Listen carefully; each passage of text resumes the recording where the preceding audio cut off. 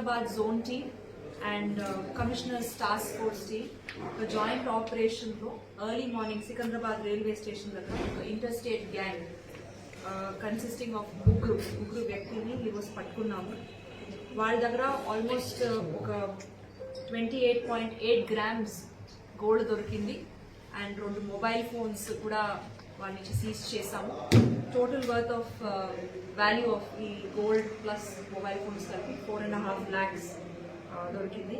So వీళ్ళు ముగ్గురు వచ్చేసి మన దగ్గర మొన్న 21st January 9:30 మార్నింగ్ ఒకటి మనకి లాలాగూడ పిఎస్ లిమిట్స్లో ఒకటి దొంగతనం కేసు నమోదు చేశారు.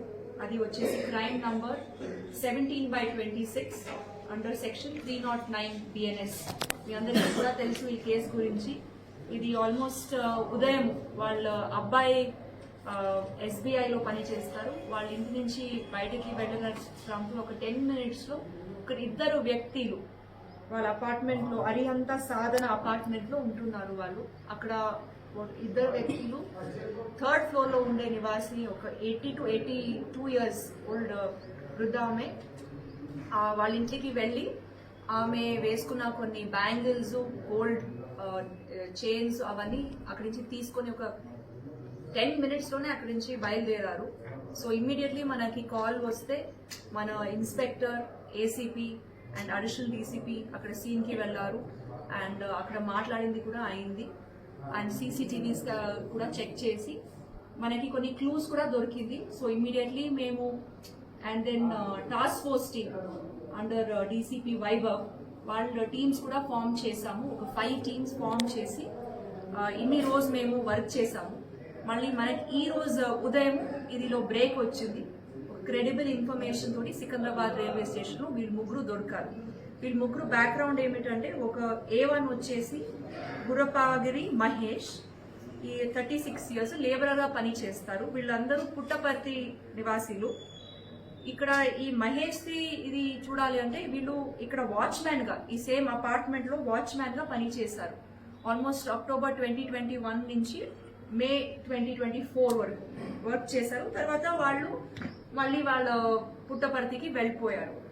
అక్కడ వాళ్ళిద్దరు ఇంకా ఇద్దరు వ్యక్తులు చిన్న కోట్ల పవన్ కుమార్ అండ్ గిజ్జు సురేంద్ర వీళ్ళు ముగ్గురు కలిసి అంటే వాళ్ళకి కొంచెం అలవాట్లు ఇది తాగేది దెన్ వేరే చటాలు ఉంది, వాళ్ళకి వచ్చే జీత సరిపోక ఇది వాళ్ళకి తెలుసు ఓకే ఇట్లాగే ఉంది ఒక ఇల్లు, వాళ్ళ అబ్బాయి త్వరగానే వెళ్ళిపోతారు ఇంకా ఎవరు ఉండరు ఇంట్లో అని వాళ్ళు ఒక స్కెచ్ వేశారు. సో వాళ్ళ ముగ్గురు వాళ్ళ విలేజ్ నుంచి బయలుదేరి మన హైదరాబాద్ కి వచ్చారు.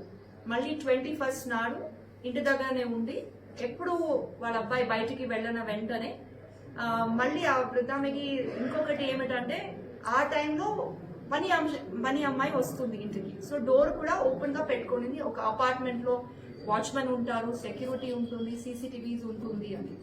అదే టైంలో వీళ్ళు చూసి వీళ్ళిద్దరు వ్యక్తులు వచ్చి దొంగతనం చేశారు.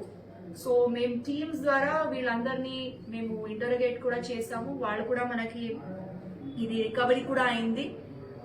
వాళ్ళ నుంచి ఒక గోల్డ్ బ్యాంగిల్ ఒక చైన్ కూడా రికవరీ అయింది అండ్ రింగ్ కూడా రికవరీ అయింది. ఇంకా కొన్ని 2 బ్యాంగిల్స్ కూడా రికవరీ అవ్వాలి.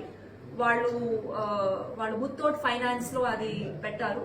సో మళ్ళీ వీళ్ళని మేము రిమాండ్ ఈ రోజు చేసి పోలీస్ కస్టడీ తీసుకుని ఇంకా అది కూడా మేము రికవరీ చేస్తాము. అండ్ వీళ్ళు క్రిమినల్ బ్యాక్గ్రౌండ్ చూస్తే ఇదిలో మహేష్ ఇక్కడ వాచ్మ్యాన్ గా ఎప్పుడు పని చేశారు 21 to 24లో. వీళ్ళు ఒక కిడ్నాపింగ్ కేసులో కూడా ఇన్వాల్వ్ ఉన్నారు ఇన్ కార్ఖానా PS, ఇది 2024లో. అండ్ A2 పవన్ ఎవరు ఉన్నారో వాళ్ళు అలియాస్ భువన్ అని వాళ్ళు ఒక మర్డర్ కేసులో కూడా ఇన్వాల్వ్ ఉన్నారు. ఇది బెంగళూరు సిటీలో 2019లో అయిన కేసు. అదిలో అక్విటల్ కూడా అయ్యారు. బట్ ఇది వాళ్ళ బ్యాక్గ్రౌండ్.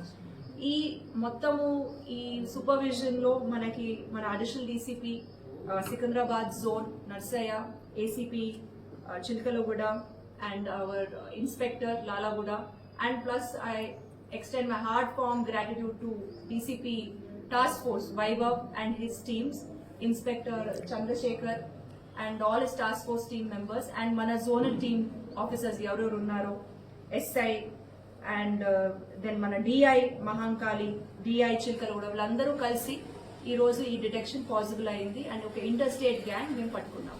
Thank you.